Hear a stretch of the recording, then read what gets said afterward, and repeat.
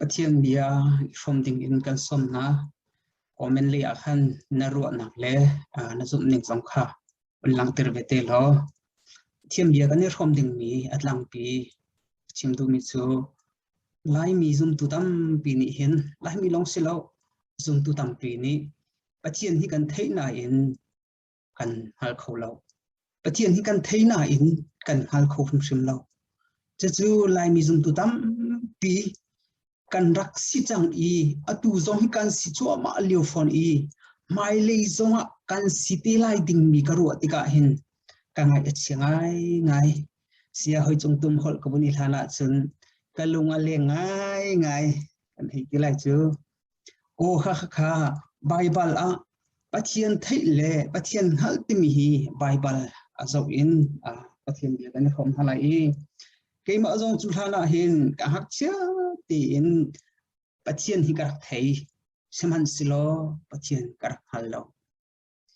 chu kan thei kho na hading cha kan fian kho na hading cha ta chuna ka bun chim ta lai mi pakhat mi nu mo mi pa mo nan ni ton lo a chun kha pa kha nu kha kang hal tia ti kho bak lo arong chu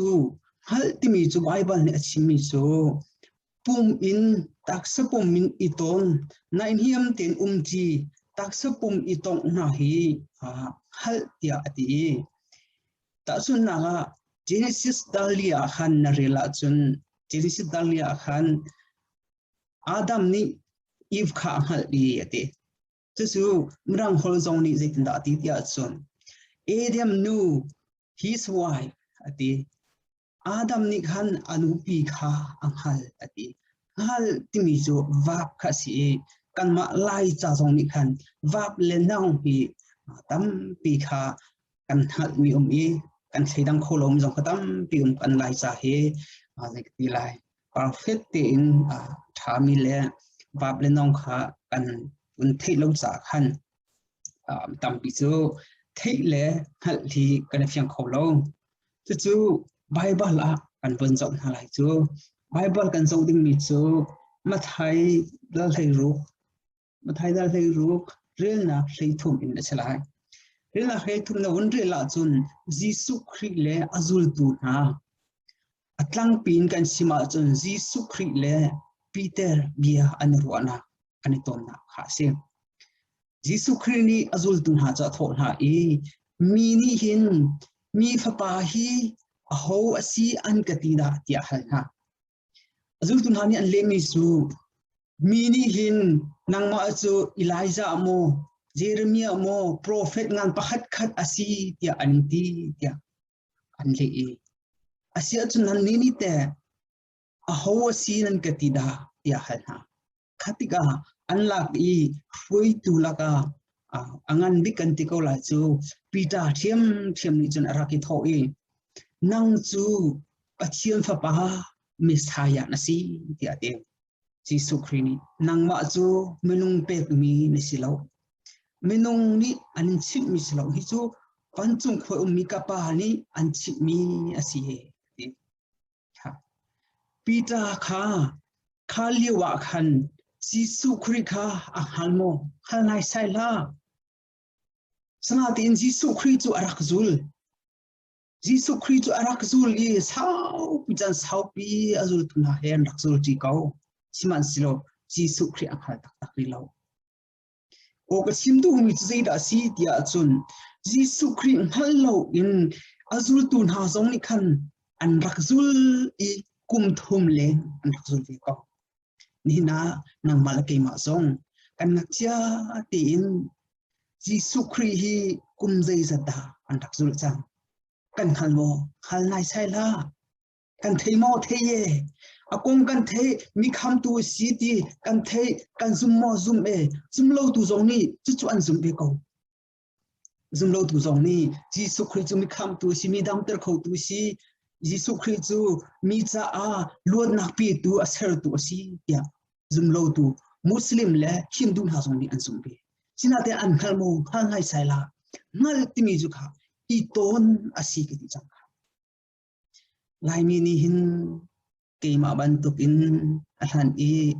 Pathian chu karak thei I sina ten karak hal nai sai lo sual na pal na chung kadu pol ka tlong leng Pathian kong lam ka thei mo thei ko Pathian chu mi kham tu si Pathian chu kan cha vai lam a Jisu Christ chu kan cha a mi sual kan cha thi karak thei ko na ten ka hal tak hal ha chu cha a kan hal na ha ding cha a zeida Bible kan chom pia Jisu Christ an hal hlana hin azul tu zong ni khan chan sa pian rak zul chang sina te in Jisu Christ an hal tak tak ni lo Jisu ni chun Johan fa Simon van thangai ngani si zeita tia si betak chu minung sin in nang hal mi asilo I ban chung ni mi ka pa ni an pe mi si ban chung ni mi ka pa ni an pe mi si atang te ka hun pe rilai tu cha chun nang chu lungtung Peter na si kan ti chun hi lung pi chunga hin ka fa bo sham ka bon lai I chu thi na man atei kho lai lo thi na man atei kho lai lo zai cha tia hi lung pi a hin ka fa bu ka dir la yati hi mi Tampi ni chun Peter ni hin fa bu kha arak dir kan hai ki kham oh tak salai in an cho chang nak le khu an sak nak a chun fa bu jong chu abadi tak tak ko ha sima silo hi Jisu Christ rak chim du mi chu Pathian chu kham tu si Jisu Christ chu ka kham tu le ka boya si tia a cho lang min ha a Zumtu na I pa phun nak akhan silo in a phuang tu na sina akhan lungpi chunga hin ka fa bu ka dir e ka dir la atina ka si kan Pathian thang tha ko se chu Peter akhan siri lo in chu bantu Peter bantu in a phuang tu chunga khan ka fa bu ka dir lai I phuan na fa bu chunga khan silo in phuang tu pumpak chunga hin a phuang tu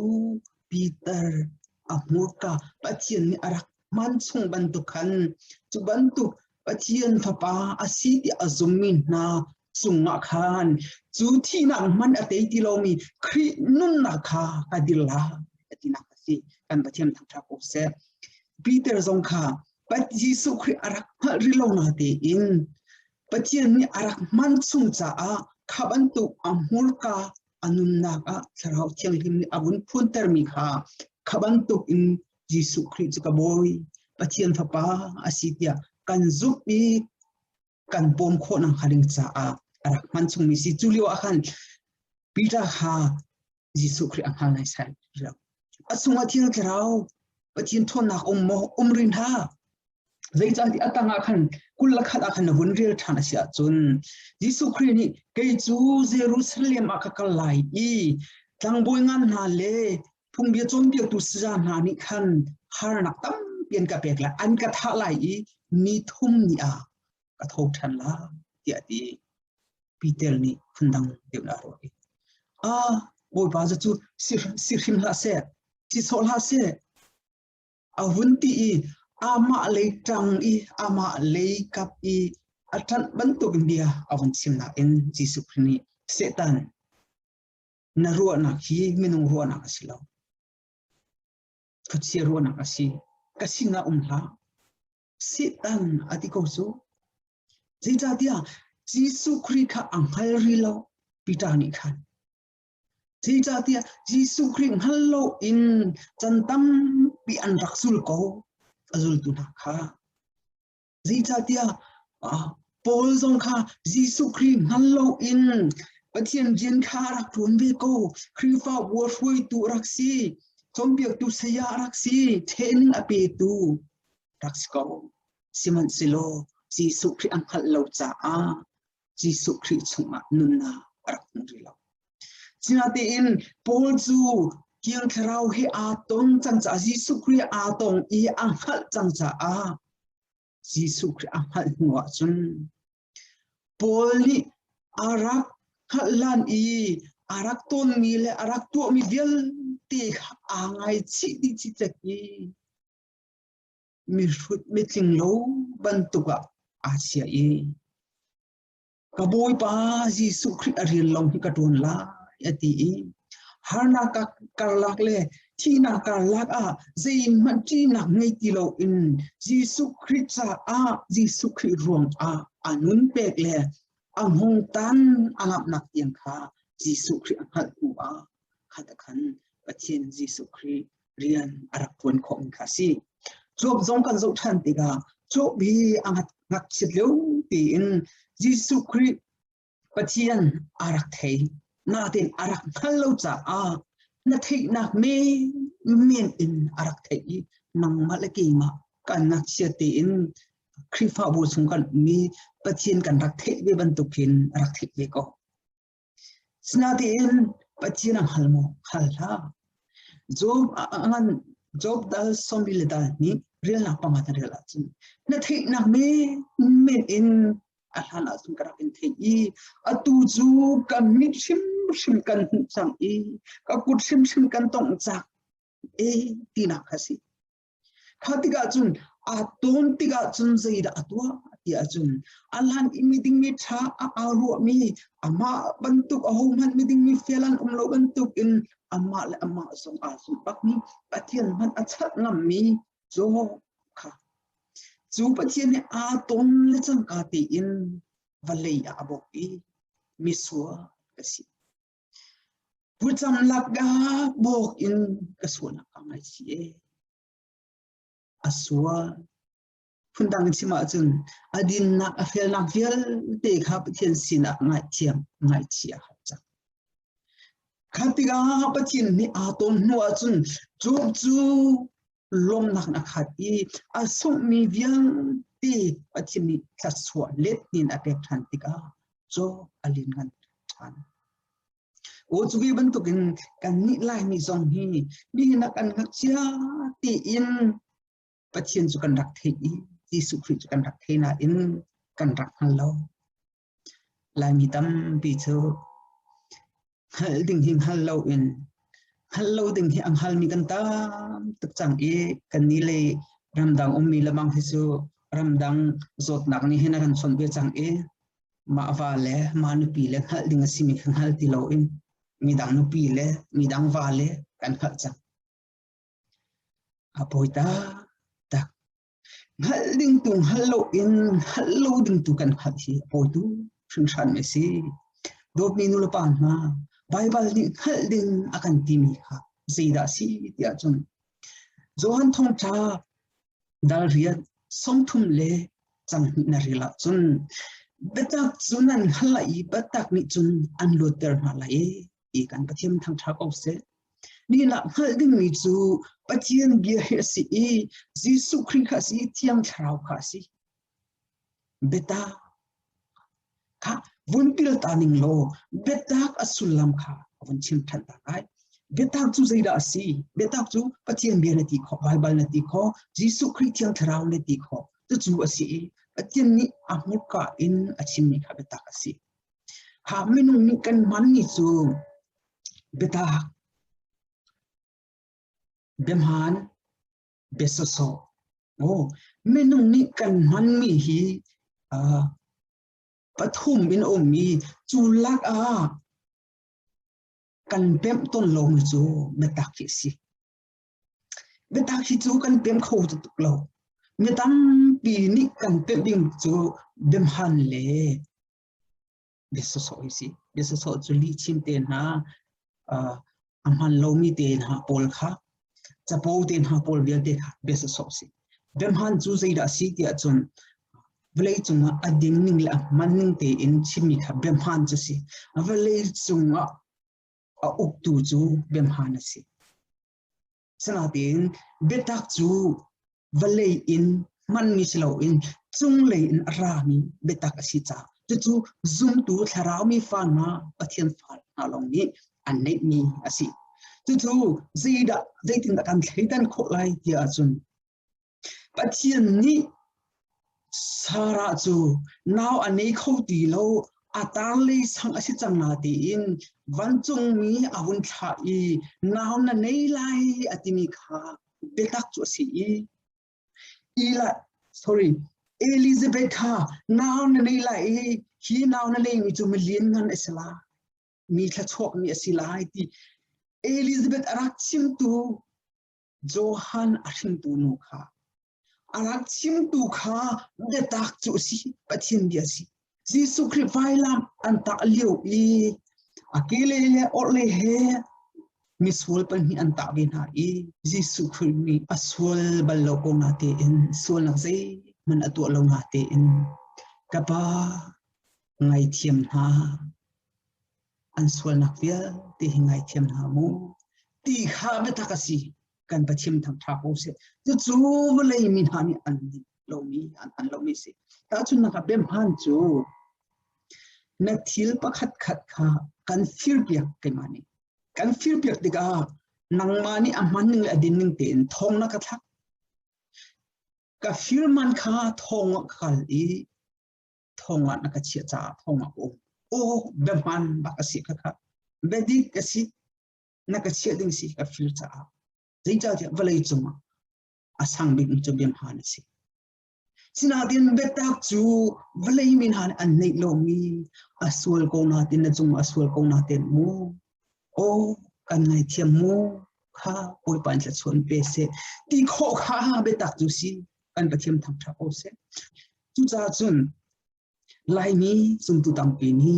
Jisu Christ a thei long silon ang hat in kan hal ding ni dot ni hol kom del ten ha kan som tu na kha Jisu Christ ni setan kal kasina ha ya Peter chu asik I zirung a Jisu Christ ang hal tak tak ri lo Peter ni khan tiang tharau ni sikhat chu avun man tiga bia arak chim ter mi khazai da si nang ma chu Pathian fa pa mi kham tu me saya na si ti chu Pathian chati thu mi vial da kham tu na si ti na ka si o chu ban tu kin a phuang tu na chu Jisu Christ ti hi lungpi chunga hin ka khri fa bu ka dir la ya ati mi chu lungpi ati mi chu pita khasilo in chu lungpi chu amma kha aso mi si theology hol ka van hang ta I lungpi atile lung ati po hin Jisu Christ kha ama kha chim du pen lai e so da hleisrin rela chun lungpi chung khan ti khan ding I chu lingpi chu Christ kha si ati kha korin chukot kot khatna pasha palin rel thana chun lungpi chung khan tian ding I lungpi chu tharau kha Jisu Christ kha si ati than o lungpi chunga ka Christ fa ka dil lai chu ban to kin Messiah chu ka kham tu asi ya azumin ha atong min ha kha chu chunga chun thi na atelo mi Christ nun na kha ka dil lai ba phun na Christ fa bu akhan selo ba phun na biak ina khan selo phung tu Jisu chu ka kham tu asi a phung tu na sin na khan ka Christ fa bu thi na man atelo ka dil la kan Pathian thang tha ko se tu cha Christ ta chun na ka Christ fa bu chunga policy thei ngai in zul tung lo mi lai mi kan ta tu Israel min ha chu Joshua ni ashwain han tiga Moses ni ashwain ha tiga Pathian phung an bora chun an Christ fa bu member an hlot na I Pathian phung an bora chun atha manin do tha na chu kan ni lai mi chu dot na kan nei zonru na kan nei cha a ngai thiam na hun kan nei cha a zai te man kan bazut lo na te in Christ fa bu zai man Christ fa bu policy to ding to lo ding zai man kan sut lo na te in an kan inter khori ji zai tuk da me van tha kan si zai lo a chun apung te han siu kha chu kan pum du hoi lo I apoita ta khisi chu cha Peter chu kha te khan Jisu Christ vai lam an vun ta I Jisu Christ avun tho than I athi nu avun tho than tiga chun Peter ni athil to mi la ton mi velte ha alhani Jisu Christ arak sul ko na ti in mini in zam tak na selo ke ni chun kan zam tak lai lo ti arak ti ko na ti in Jisu Christ an tlai tak tak ti azam tak mi kha aru than ti ka o misul ka si Jisu Christ he nga atlai na ani ton than ti ka chun o ka boy pa ke chu misul ka si ka kal ta ko misul ka si Asul na amu Jisu Christ a tom chang cha a Jisu Christ ang hal chang cha a amma lama that lo nak sul a hu tika kal ta ko mi sul si Jisu ni na sul khe ko ati lo do bin lu pa na lik na di khan hin thok in chun ngat lai tu a silo in minung lai tu a kan thim chang ati kan pathim thang tha ko se ni na Jisu Christ kan ton ta lo chun thiang tharau he kan ton ta lo chun mi tlai tu le mi cha tha jang thong tha a phor tu kan si kho lai lo Jisu Christ he kan ton ta Jisu Christ he kan hal ta hau tu cha Johan kot khat na dalli ren nak lai thuma chun Pathian chu kan omi Pathian chu kan chunga ti kan hala chu tiang tharau akan pek mi hin asie ati tu cha Pathian kan hal nak chu Pathian kan chunga ti kan hala tu tiang tharau akan pek mi hin asie ika Bible ni thiang tin kan chon pia ika hin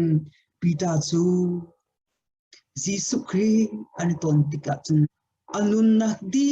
lakin Jisu Christ kha azul chang e Rom ko chung a Jisu Christ zul tu na an tha an them chu ma na azul tu na kha an them an tha ko te ti na ani ti lo alani Jisu Christ minung si na arak the na vial te le arak zul na vial te kha ngal lo un chan sau pirak sul ko mi vial te kha atua chun Jisu Christ cha a zeida katua khomi Jisu Christ cha zeida katua ngam ni ati anun na khavai lam chung a beteling in thaiding phan kha ti lo ni kapui pa chu ding ti in bai lam anta ke chu ding ti in bai lam takat lak lo a beteling in bai lam a thai lo tia Jisu cha a anun na abek Jisu Christ kan ton lo long a chu kan ton ngam pe la nang la ke ma song ni Jisu Christ a thei in thei ti lo in ang hal chang mi kan sina ha boi pa ni thachona kan pe ko se amen